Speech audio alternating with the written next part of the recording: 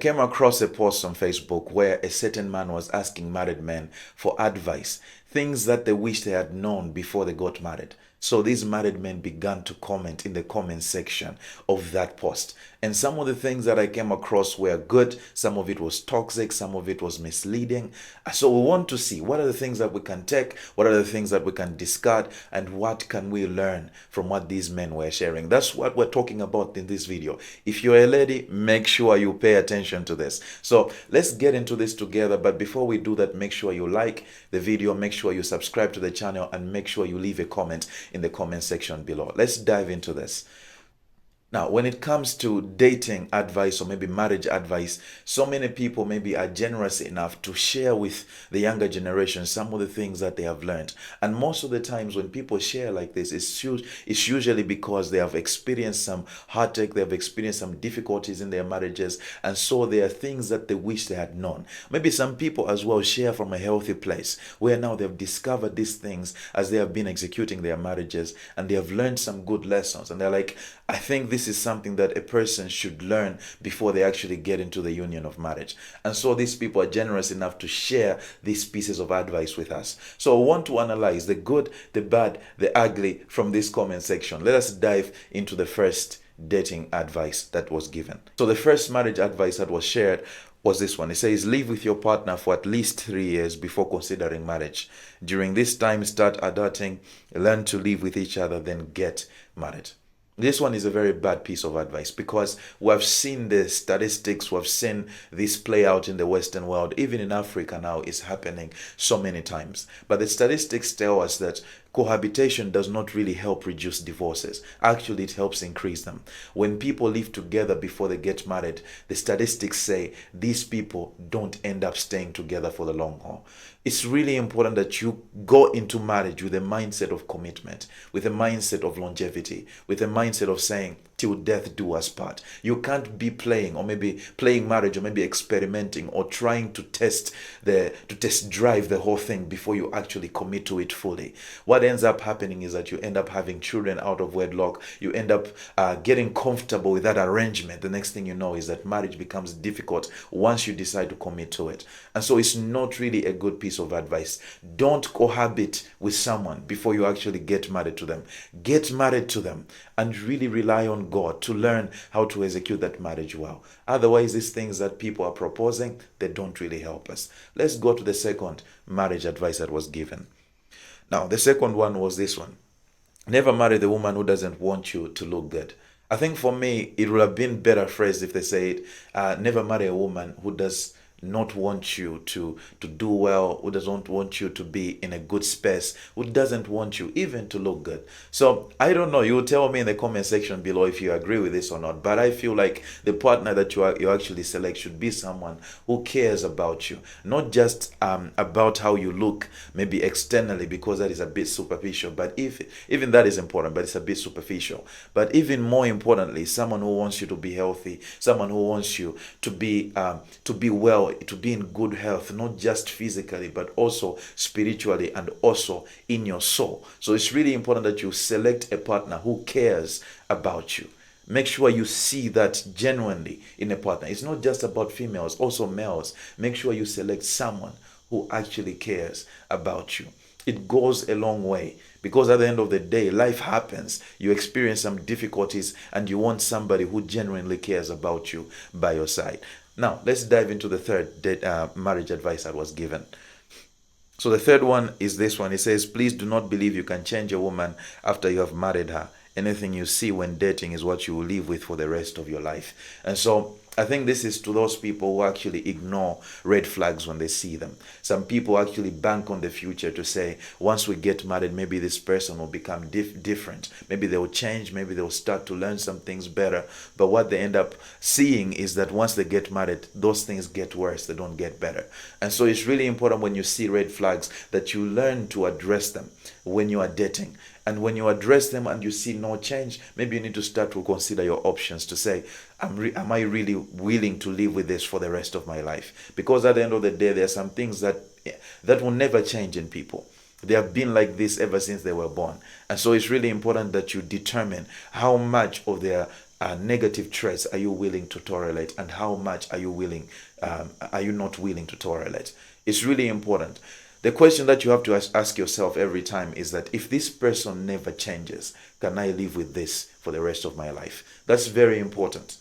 Okay, so don't bank on the future possibility of a change that may happen in somebody, because sometimes it may not happen. Date who they are now. If they stayed the same, would you be happy with what you've got? That's a very important thing to think about. Now, it's for both male and females, that one. Now, let's look at the next one.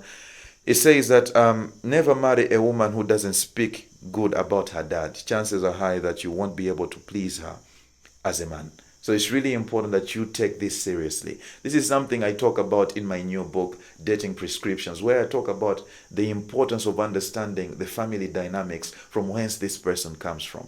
It's really important that you know the relationship between a woman and her dad. If she can't speak good things about her father, believe me, she may end up having trust issues with you. She may end up having difficulties respecting you and all those things. It's really important that you see that dynamic play out. You need to observe. You need to understand. Get her to share some of those dynamics with you. Even though it's not intentionally, it's not directly that you're asking to say, how is your relationship with your dad? Not necessarily. But as you talk about things, can you sway the conversation towards that so that you understand exactly how they are, how she's relating with her dad? Because that gives you a good picture of how she will interact with you. That's the baseline, I'm telling you. So you have to see and observe that. It's really, really important. Okay. Next piece of advice was saying that if you don't know your personal values, don't get married. Figure yourself out, then find a woman whose values align with yours. That's a very basic advice. It's really important, because if you don't know your values, you don't know who you are. And so you don't want to be dating someone when you have not really discovered who you are, what you stand on, what you are about. Because even then, there will be no way of determining whether your choice of a partner is a wise one or not, because you have no parameter with which to determine that.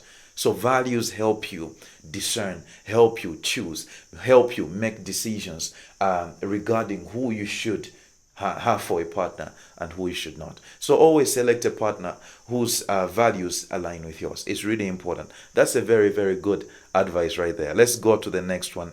The next one was saying that don't marry out of pity, and watch the family you marry from. This is something that we talked about, I think, earlier on in the video, where it's really important to know the family dynamics. But the other thing that he shares here is that don't marry out of pity. Sometimes people find women in certain situations, and so because they are so compassionate, because they have that hero complex sometimes, where they will just want to save the woman, where they just want to make sure that maybe the woman becomes better because of them. They want to be part of a success story. The next thing you know is that they select somebody out of pity. Okay, never do that.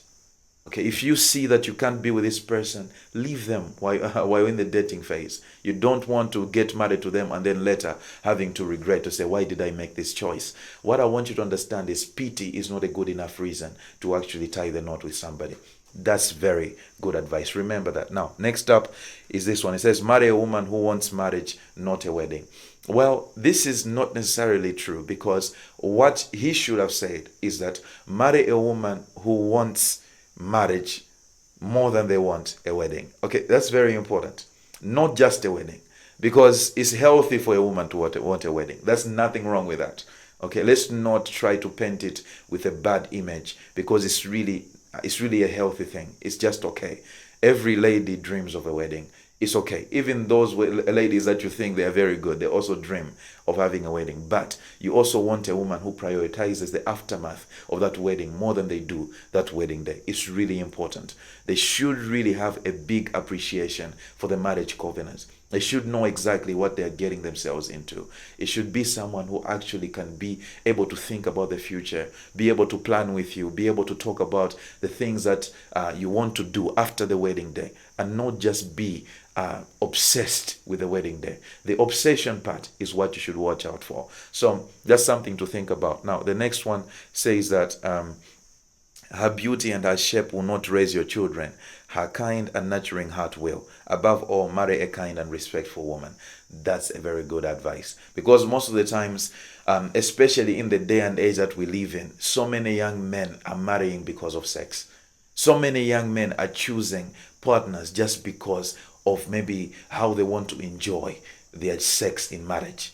I'm sorry I'm being a bit blunt, but I want you to understand that. So every time you see them emphasizing on shape, every time you see them emphasizing on looks, on whatever it may be, it's because sometimes their minds are always thinking about how will it be like when I sleep with this person? How will it be like when I touch this person? It's all sexual decisions. Is it bad to consider the physical appearance of somebody? No, there is nothing wrong with that. The shape and all those things are good. They shouldn't be the main parameter that you use to actually make a decision of a partner, because what you need to understand is that this same person will be the mother to your children. This same person will need to be your wife. They won't just be your sexual partner. They need to be your wife. And so are you marrying a wife material? Are you marrying a good mother?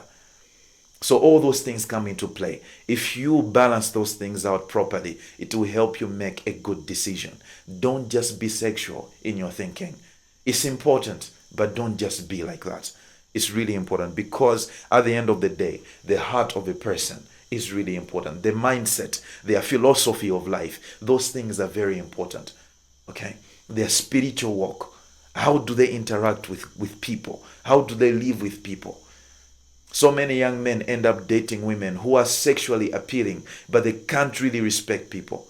They always get into conflicts with people. They can't stay with their relatives. They can't stay with the neighbors. Very bad people, very bad character, bad attitude. But all you saw was a shape. And the next thing you know is that you made a blunder.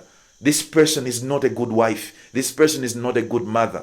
And the next thing you know is that she's not even caring about the kids that you have together. Why? Because you selected because of shape. You have to be very careful. It's really important. Now, the next piece of advice that I'll actually talk about is this one. It says, pay attention to how your mother-in-law treats her husband. It could be a preview of how your wife might treat you. That's very important, because most of the times what we don't understand is that people literally replicate the things I've experienced and seen. It's really important. If all she has seen is that dynamic between her mother and her dad, you have to pay attention to that. The type of mother she had, she could have some of the traits unless she's intentional about making changes to her own life. So that interaction between her mother and her dad may be a preview to how she will treat you in your own marriage. So it's really important that you pay attention to this. This is what I emphasize in my new book. Pay attention to the family dynamics. I want you to purchase that book. It will really help you. Now, let me see if I have another one.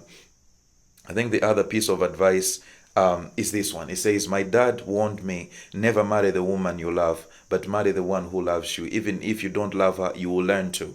Now I'm here after disobeying him and full of regrets. So it seems this young man actually learned very late that it's really important to always marry a woman who loves you.